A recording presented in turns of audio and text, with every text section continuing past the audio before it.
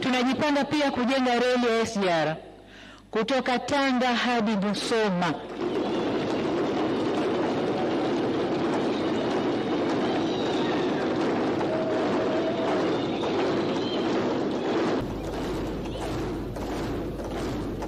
Asante waheshimiwa. Tunajenga SGR kutoka Tanga hadi Musoma na kutoka Mtwara hadi Mbamba Bay.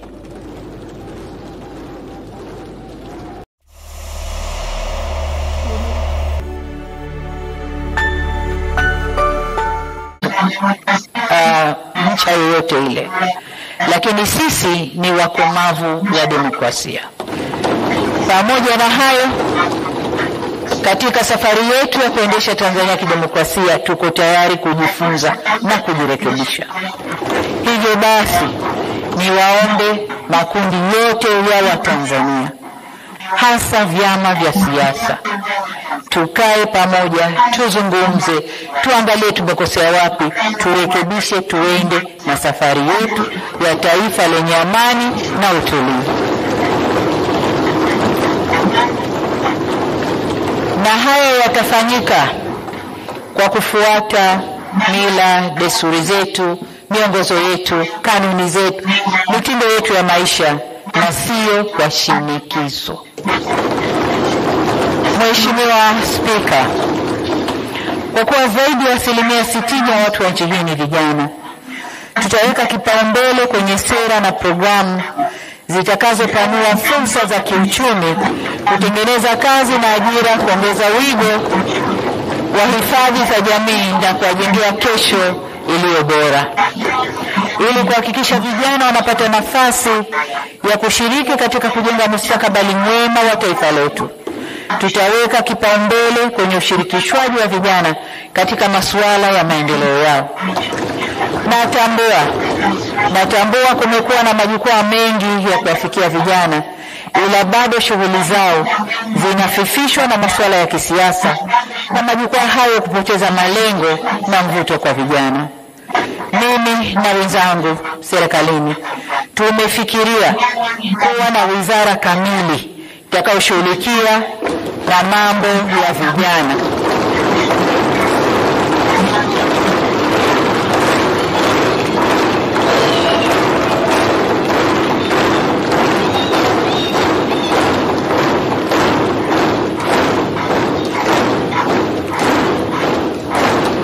Asante sana waheshimiwa wabunge. Tumeamua kuwa na wizara kamili badala ya kuwa na idara ndani ya wizara yenye mambo mengi. Vile vile ninafikiria kuwa na washauri wa masuala ya vijana ndani ya ofisi ya Rais. Jambo jingine tuliloahidi kulitekeleza ndani ya siku 100 za awali za kazi ni kuchukua hatua za kuongeza mitaji kwa ajili ya shughuli za kiuchumi za vijana na wanawake kwa kutenga shilingi bilioni 200. Serikali inaendelea kuangalia njia nzuri ya kuimarisha mfuko huo kwa lengo la kuongeza ufanisi kwa walengwa. Aidha, kwa kushirikiana na sekta binafsi, tutaanzisha madirisha ya uwekezaji kwa vijana, yani Youth Investment Windows. Madirisha haya yatatoa mikopo nafuu na mitaji ya uwekezaji kwa biashara za vijana. Mheshimiwa Spika, pamoja na hayo niliyoyaeleza, kuna mengi zaidi ambayo tumejipanga kuyafanya katika kipindi cha miaka 5 ijayo. Ni dhima ya serikali kuendeleza ukuaji wa uchumi, na katika kipindi hiki tutaanza utekelezaji wa dira ya taifa ya maendeleo ya mwaka 2025 mpaka 2050, tukilenga kujenga taifa jumuishi lenye ustawi, haki na linalojitegemea. Dira mpya imeweka vigezo vya kuchagua sekta na maeneo ya kupewa kipaumbele yaliyobainishwa kwenye andiko la dira yenyewe. Kati ya mikakati itakayofanywa kazi ni kuwekeza zaidi kwenye sekta zinazoajiri watu wengi, na miongoni mwa sekta hizo ni kilimo, utalii, viwanda, ujenzi na madini. Malengo yetu ya kiuchumi ni kupandisha kasi ya ukuaji wa uchumi toka 5.6 ya sasa hadi zaidi ya 7 kuelekea mwaka 2030. Ukuaji huu utaiwezesha serikali kuboresha huduma za kijamii na kujenga miundombinu wezeshi ya kiuchumi. Tutaimarisha masoko ya mitaji kwa kuhamasisha uwekezaji wa ndani na kutumia rasilimali zetu kama madini kudhamini mikopo ya uwekezaji badala ya kuweka mzigo mkubwa kwenye deni la taifa. Mwelekeo wetu ni kukua kwa pamoja kwa uchumi unaogusa maisha ya mtu mmoja mmoja, yani microeconomy, na kukua kwa uchumi jumla, yani macroeconomy. Mheshimiwa Spika, tutakubaliana nami kuwa sekta binafsi ni nguzo muhimu ya ukuaji wa uchumi, hususan sekta binafsi ya ndani. Tutaboresha zaidi mazingira ya biashara nchini kwa kukamilisha utekelezaji wa mpango wa kuboresha mazingira ya biashara, yani mkumbi. Aidha, tutatekeleza mapendekezo ya tume niliyoiunda ya kuboresha mifumo ya kodi nchini ili kuwapatia wafanyabiashara wetu wepesi katika kufanya biashara zao.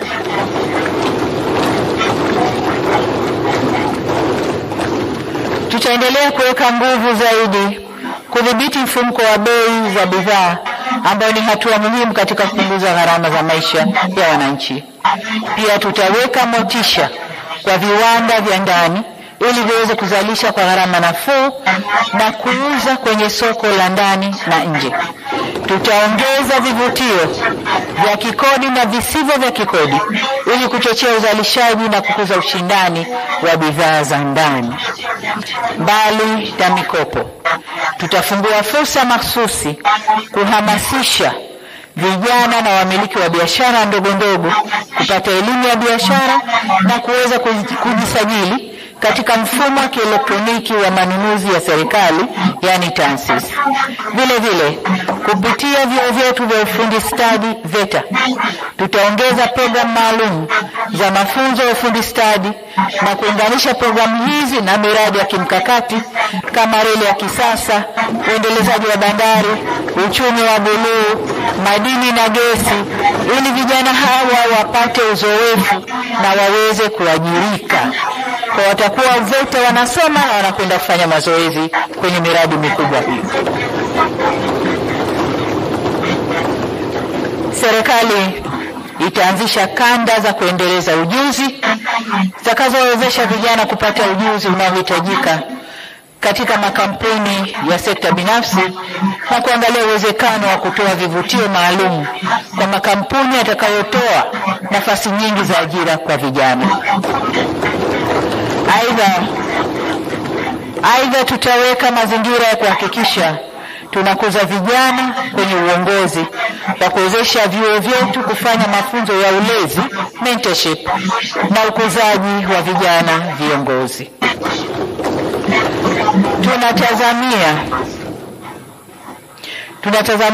Tutaitazama mikopo ya 10% ya makusanyo ya halmashauri zetu ili kuboresha upatikanaji wa mikopo hiyo kwa walengwa.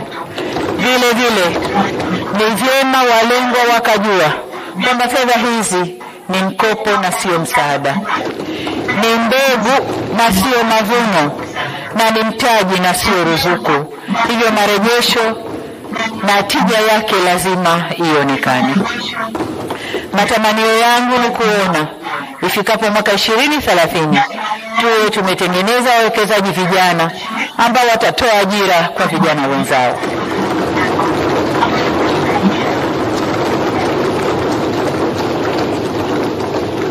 Mheshimiwa Spika, kwa kushirikiana na sekta binafsi na wadau wa maendeleo, tutahamasisha ufadhili wa biashara za wanawake ili kuwasaidia wanawake wanaofanya kazi kwenye masoko.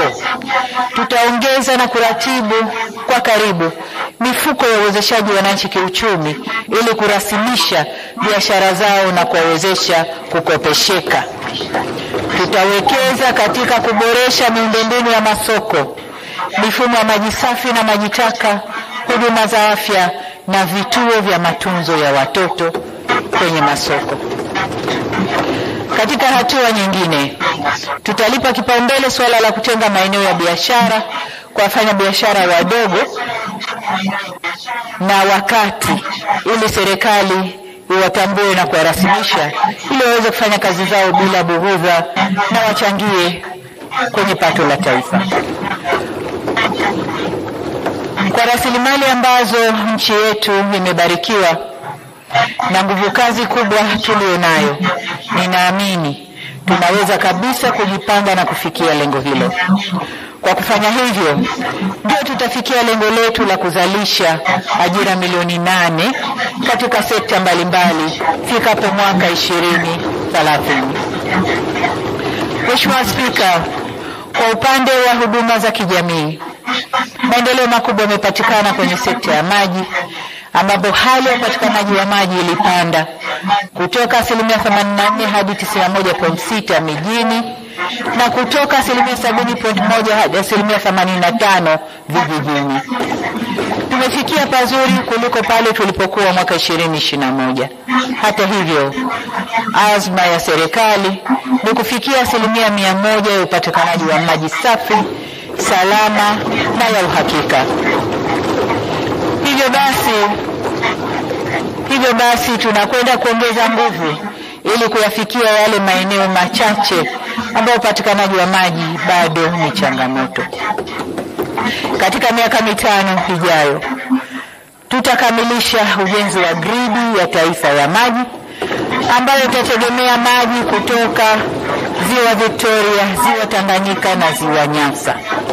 Tutakamilisha miradi mikubwa ya maji inayoendelea ikiwemo mradi wa maji ya miji 28 na miradi mikubwa ya ujenzi wa mabwawa, bwawa la Kiwira, bwawa la Kidunda ambalo litahudumia Dar es Salaam, Morogoro na Pwani, na bonde la Rufiji ambayo pia itahudumia Dar es Salaam na Pwani. Vile vile mradi wa Same Mwanga Korogwe ambao utahudumia Kilimanjaro na Tanga, na upanuzi wa Capri Point kule Mwanza, kwa kuitaja kwa uchache. Mheshimiwa Spika, kwenye sekta ya afya, mbali na masuala ya bima ya afya kwa wote na ongezeko la ajira za watumishi wa afya ambao nimeshagusia, tutakamilisha ujenzi wa hospitali, vituo vya afya na zahanati zinazojengwa kote nchini. Tutaendelea kuboresha hospitali ya taifa ya Muhimbili na kuongeza uwezo wake kutoka vitanda 1435 vya sasa hadi vitanda 1757 ifikapo mwaka 2030. Itakapokamilika, itaweza kutoa huduma za kibingwa na kuwa hospitali ya kutumainiwa na kukimbiliwa katika Afrika Mashariki. Tutaongeza huduma za kibingwa za afya kwenye hospitali zetu za rufaa za mikoa na hospitali za rufaa za kanda ili kuwapunguzia gharama wananchi kutafuta huduma za rufaa nje ya mikoa yao. Tunataka badala ya kuwa na watu kuzifuata huduma ziwafuate watu.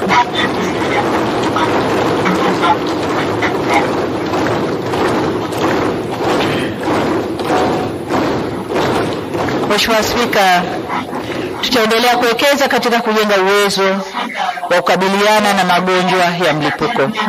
Tumejipanga kujenga hospitali moja kubwa ya kitaifa ya magonjwa ya mlipuko na tutaijenga kule mkoani Kagera. Vile vile tutajielekeza katika kuongeza uwezo wa uzalishaji wa dawa, vifaa tiba na vitendanishi ili kupunguza uagizaji na kupunguza gharama za matibabu. Katika hili tutavishirikisha viwanda vya ndani, tutavihakikishia viwanda vya ndani soko la uhakika kupitia Buhari ya madawa MSD. Kadhalika tutakuza utafiti, utambuzi na utoaji wa ithibati wa dawa zetu za asili. Baada ya uwekezaji huu, tutajielekeza zaidi kwenye kinga, yani preventive medicine, tofauti na tulivyo sasa kujielekeza zaidi kwenye tiba. Aidha, Serikali inatambua mchango wa sekta binafsi katika utoaji wa huduma za afya, na ahadi yetu ni kuendeleza ushirikiano mkubwa na sekta binafsi. Mheshimiwa Spika, kwa upande wa sekta ya elimu, katika miaka 5 ijayo tunaanza utekelezaji kamili wa maboresho ya sera ya elimu inayosisitiza elimu ujuzi. Tutaendelea kuweka mkazo zaidi kwenye masomo ya sayansi na hisabati. Azma yetu ni kuongeza wanasayansi wabobezi katika eneo la sayansi ya data, akili unde, sayansi ya kompyuta na teknolojia za viwanda. Tutatumia mfuko wa Samia Scholarship kusomesha wanasayansi hawa ndani na nje ya nchi.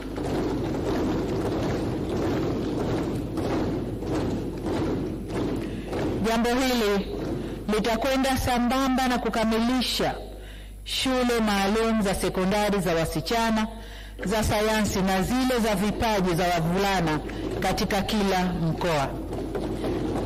Ili kuhakikisha mitaala na silibasi zetu zinatekelezwa kikamilifu, tutaunganisha kwa njia ya kidijitali shule za vijijini na mijini ili kubadilishana uzoefu na taarifa. Kama tulivyoahidi wananchi, tutaongeza mikopo ya elimu ya juu, kwani kipindi hiki kwa mara ya kwanza katika historia ya nchi yetu tutakuwa na kampasi za vyuo vikuu kila mkoa. Vile vile tutasimamia mpango wetu wa kuhakikisha kila wilaya ina chuo cha VETA chenye vifaa stahiki vya mafunzo kwa vitendo. Mheshimiwa Spika, nilishagusia suala la kuongeza walimu. Pamoja na walimu, tunaenda kuwekeza zaidi pia kwenye miundombinu ya shule za awali, shule za msingi na shule za sekondari mpya, pamoja na kuongeza madarasa kwenye shule zilizopo. Tunapotekeleza maendeleo jumuishi, tutaendeleza jitihada tulizozianza za kuweka miundombinu na vifaa kwa wanafunzi wenye mahitaji maalum.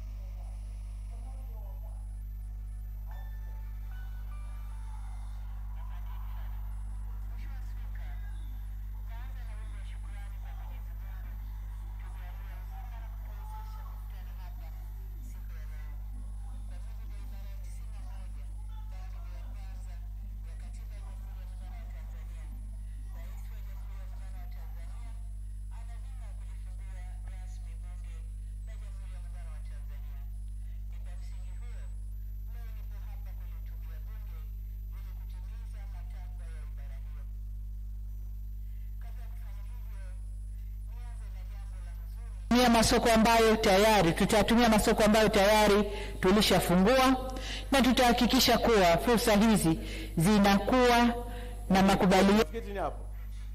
Yaani nimekata pote, ile imerudi. Huku imerudi.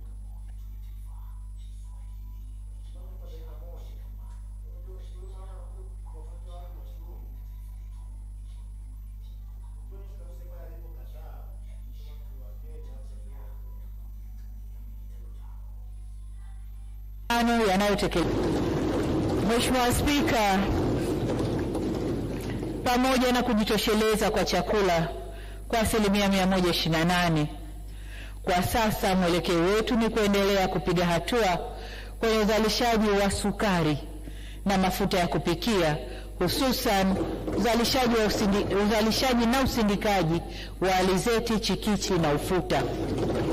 Mheshimiwa Spika, kuna mazao ya biashara ambayo yalikuwa yakifanya vizuri sana na kuwanufaisha wakulima wengi, lakini yameathiriwa ama na bei za soko duniani au wawekezaji waliopewa viwanda vya kuchakata mazao hayo kushindwa kuviendesha vyema viwanda hivyo. Tutayasimamia kwa karibu zaidi mazao ya chai, kahawa, parachichi na pamba, tukiwa na shabaha ya kupanua masoko, kuongeza ushindani wa bei na kuwafaidisha zaidi wakulima wetu. Mheshimiwa Spika, serikali imeanza kuona fursa na kuleta mageuzi kwa sekta ya ufugaji. Miongoni mwa ahadi zetu kubwa ni kuongeza eneo lililopimwa na kutengwa kwa shughuli za ufugaji toka ekari milioni 3.46 hadi ekari milioni 6. Hatua hii itaepusha migogoro baina ya wafugaji na watumiaji wengine wa ardhi, na itaongeza wigo wa uzalishaji wa malisho ya mifugo ili tuelekee kwenye ufugaji wa kisasa. Katika hatua za kufungua masoko ya kimataifa, tutaendeleza chanjo pamoja na utambuzi wa mifugo yetu nchini ili kuongeza ubora wa mazao ya mifugo, tuweze kuingia kwenye kumbukumbu za dunia na kutambulika sokoni. Pamoja na hatua hiyo, tutaendelea kuboresha kosafu breeds za mifugo, kujenga mabwawa ya kunyweshea, majosho, machinjio na miundombinu mingine muhimu kwa ajili ya ufugaji. Lengo ni kuwa na mnyororo wa kuongeza thamani ya mifugo na mazao ya mifugo kwa ajili ya kuliendea soko la nje. Yaani tutaongeza thamani, tufungue soko au tuongeze thamani ya mifugo yetu kwa ajili ya kuliendea soko la nje. Tutoke kwenye kumtazama ng'ombe na mlio wake, tutazame uzito wa nyama, ladha ya nyama, wingi wa maziwa, ubora wa ngozi na ubora wa kwato na pembe. Mtazamo huo ndio utakaoleta mapinduzi ya sekta ya mifugo. Mheshimiwa Spika, ninywe maji kidogo.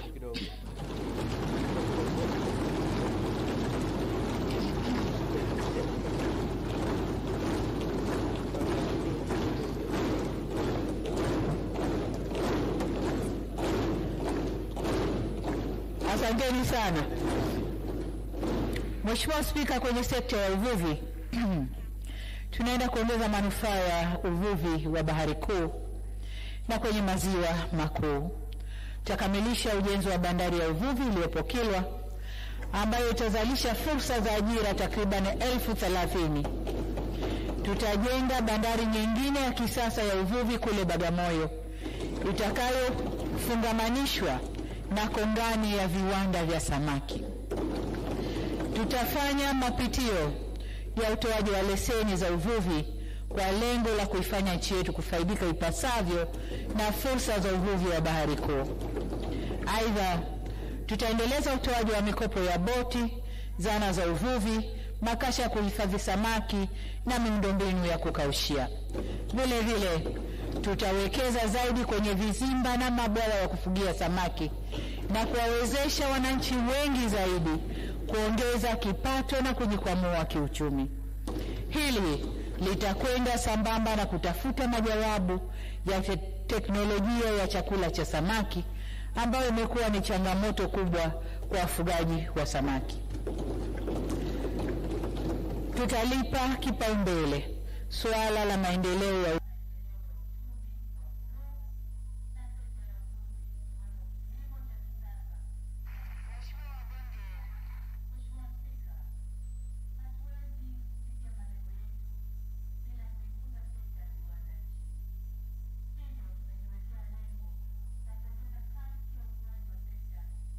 uchumi wa buluu za sekta ya viwanda nchini.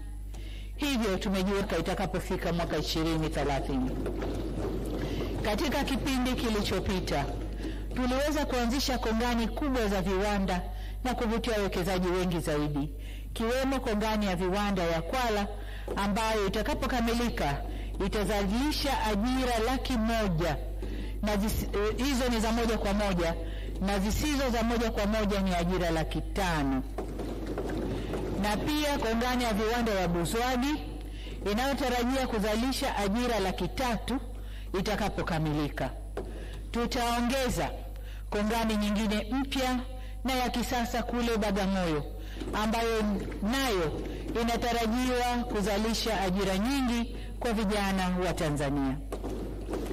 Tunapoanza safari ya muhula wa pili wa miaka 5 ya awamu ya 6, tunajipanga kuweka kongani za viwanda katika kila wilaya ili tuongeze thamani ya mazao ya kilimo, uvuvi, mifugo na madini tunayozalisha huko,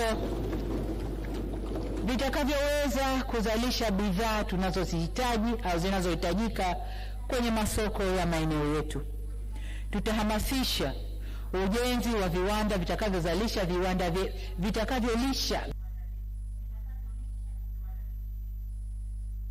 viwanda vingine. Viwanda hivyo vitazalisha malighafi na vipuri vitakavyotumiwa na viwanda vingine, na viwanda vitakavyozalisha bidhaa zitakazohitajika kwenye masoko ya kikanda.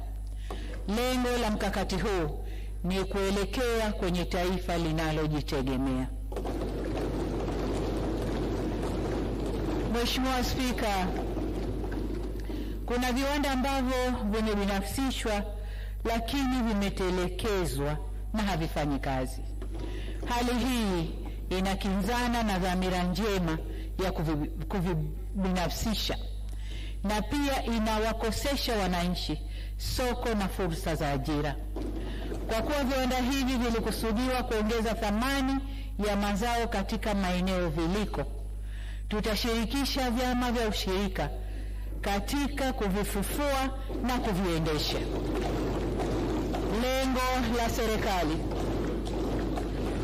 la serikali ni kuona kuwa ushirika una uwezo wa kusambaza pembejeo, kuzalisha zaidi, kuendesha viwanda vya ongezaji thamani ya mazao na kutafuta masoko pia. Ili kulitekeleza vyema ajenda yetu ya uchumi wa viwanda, tutaendelea kuimarisha miundombinu wezeshi ya umeme, maji, bandari, reli na barabara kwa ajili ya usafiri na usafirishaji wa malighafi na bidhaa.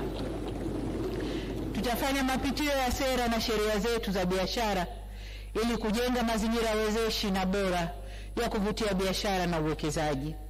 Vile vile tutaungana na majukwaa ya kimataifa ya uwekezaji barani Afrika na duniani kuiweka Tanzania katika nafasi ya kuvutia wawekezaji wakubwa duniani ili kufungua rasilimali zetu.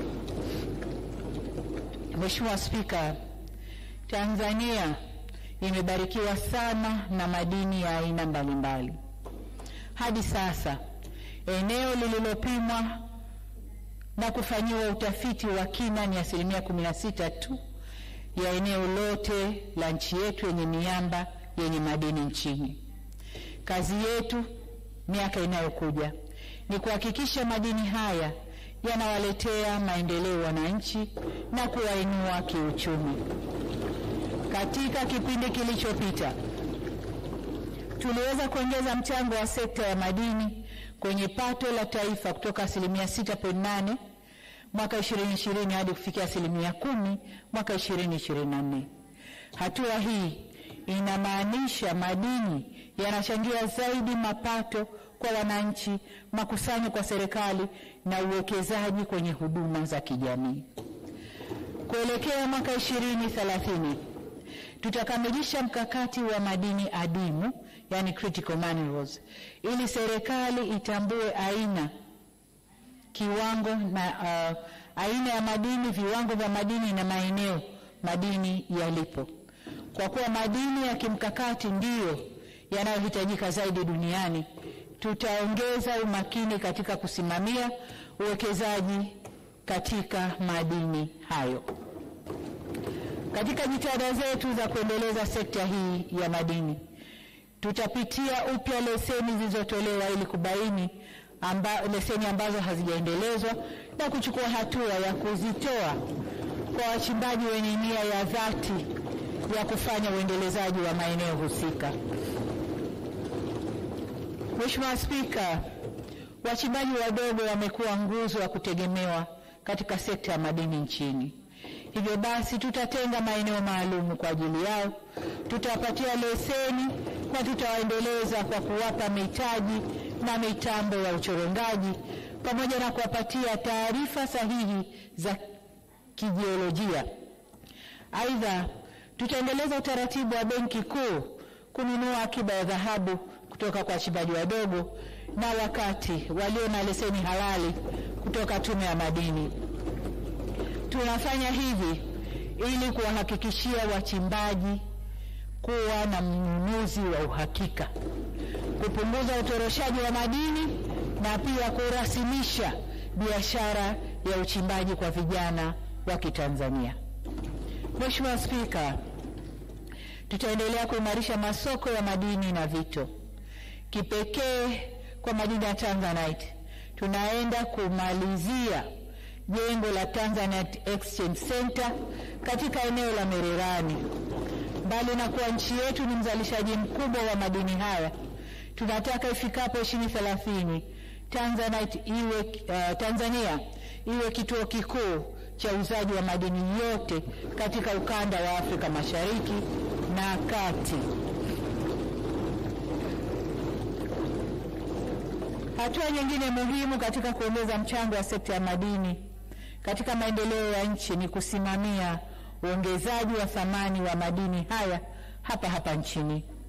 Tunadhamiria kuwa na kiwanda cha kuchenjua madini, yani multipurpose refinery, ifikapo mwaka 2030. Tutaondokana na kusafirisha makinikia kwenda nje ili tuokoe ajira ambazo tumekuwa tukizipoteza.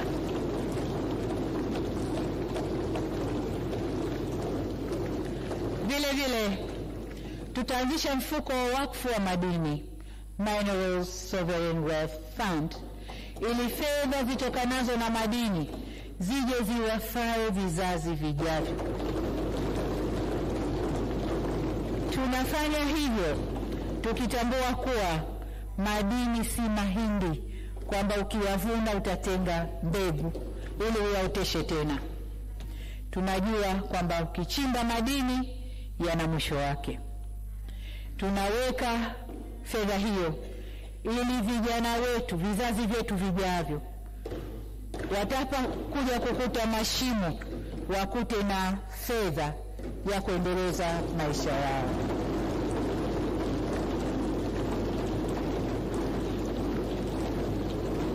Mheshimiwa Spika, Tanzania imejaliwa na vivutio vingi vya utalii ambapo sekta hii na mchango mkubwa sana kwenye uchumi.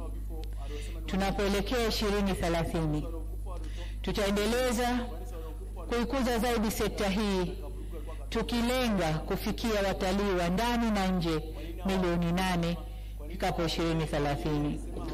Tunaamini kwamba kutokana na wingi na ubora wa vivutio pamoja na utajiri mkubwa wa kiutamaduni, tunaweza kufikia lengo hili. Sasa ili kukuza utalii, tutafungamanisha vivutio vya utalii ili mtalii atumie siku nyingi zaidi akiwa nchini Tanzania.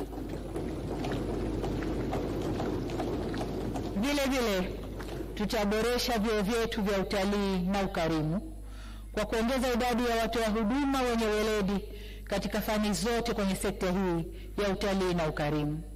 Sekta hii nayo ni sehemu muhimu ya mpango wa kuzalisha ajira kwa wananchi na kutuongezea akiba ya fedha za kigeni. Tutaendeleza pia jitihada za uhifadhi na utunzaji wa maliasili sambamba na kupambana na ujangili.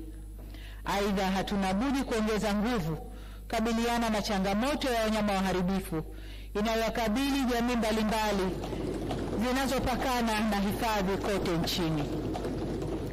Niwaahidi kuwa serikali itaongeza askari, vituo vya ulinzi, mbinu na vifaa vya kisasa ikiwemo ndege nyuki kwa kukabiliana na janga hilo la wanyama waharibifu.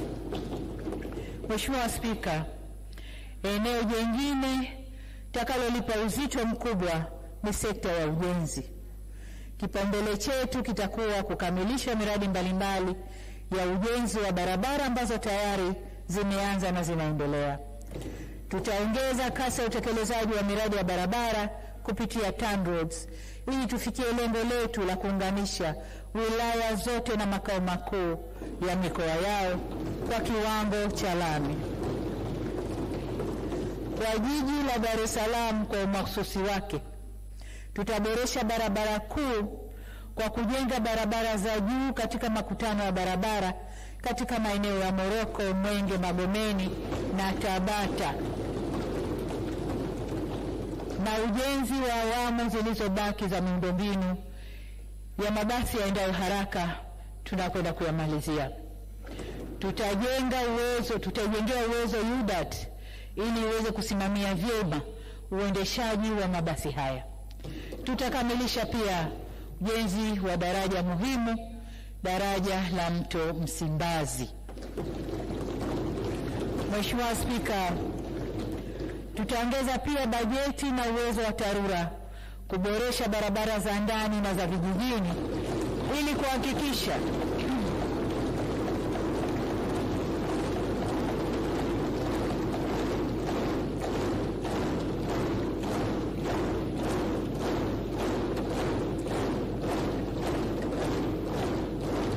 Nawashukuru Mheshimiwa wabunge.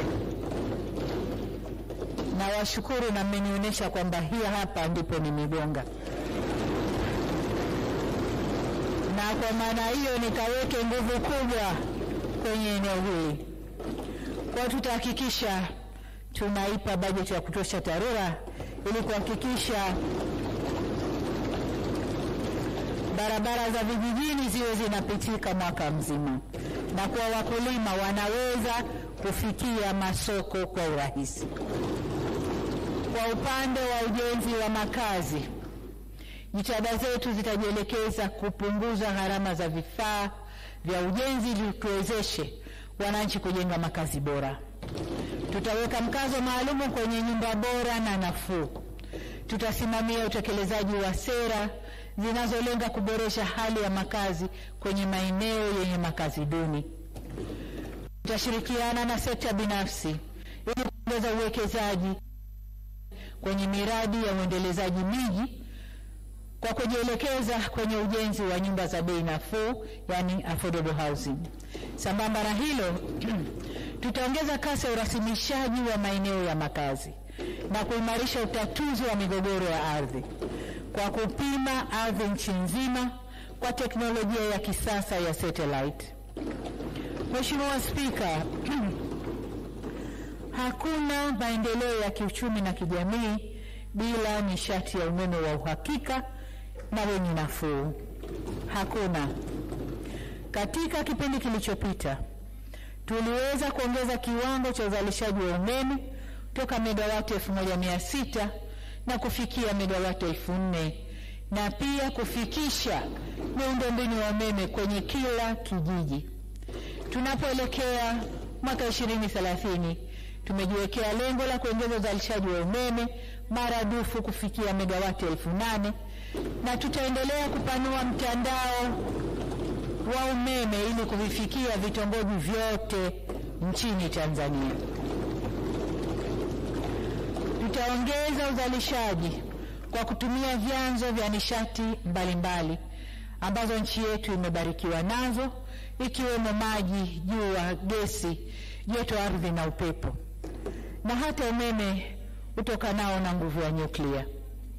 Vile vile, kupitia mpango wa gridi imara, tutakamilisha ujenzi wa miundombinu ya usafirishaji wa umeme na tutaongeza vituo vya kupoza umeme ili kuhakikisha shughuli za kiuchumi na makazi yanapata umeme wenye nguvu inayotakiwa.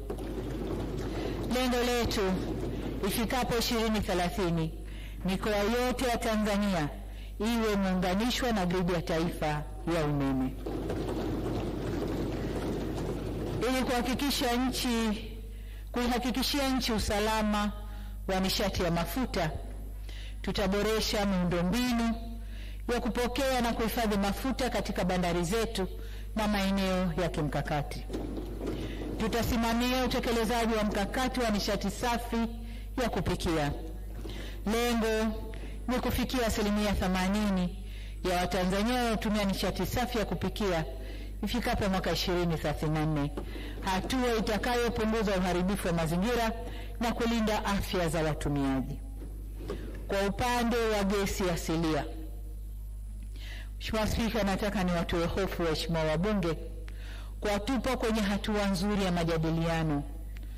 Tumechelewa kwa sababu dhamira yetu ya dhati ni kukamilisha majadiliano hayo ya mradi huu mkubwa na wa kihistoria wa dola bilioni 42 wa uchimbaji wa gesi asilia. Kama tutakubaliana na wawekezaji hawa, mradi huo utabadilisha kabisa taswira ya uchumi wetu. Katika majadiliano yetu tumechelewa kidogo kwa sababu tunahakikisha tunapojadiliana tunazingatia maslahi mapana ya nchi na kuhakikisha mradi huu utaleta manufaa au utawanufaisha Watanzania moja.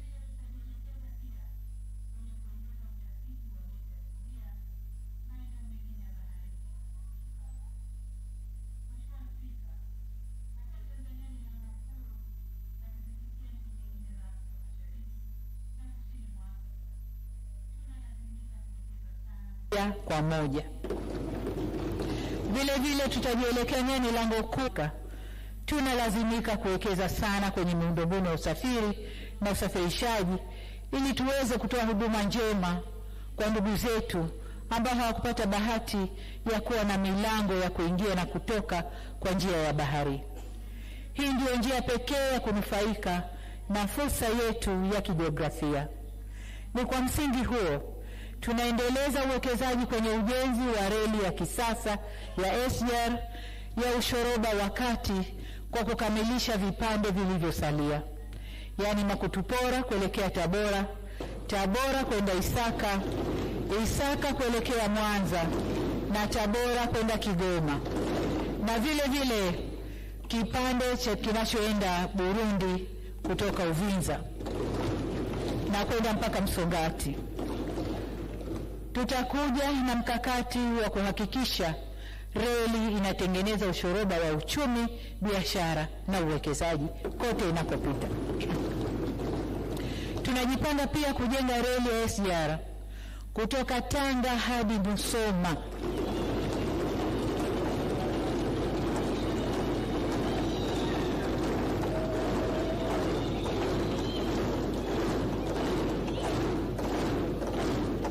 Asante waheshimiwa. Tunajenga SGR kutoka Tanga hadi Musoma na kutoka Mtwara hadi Mbamba Bay.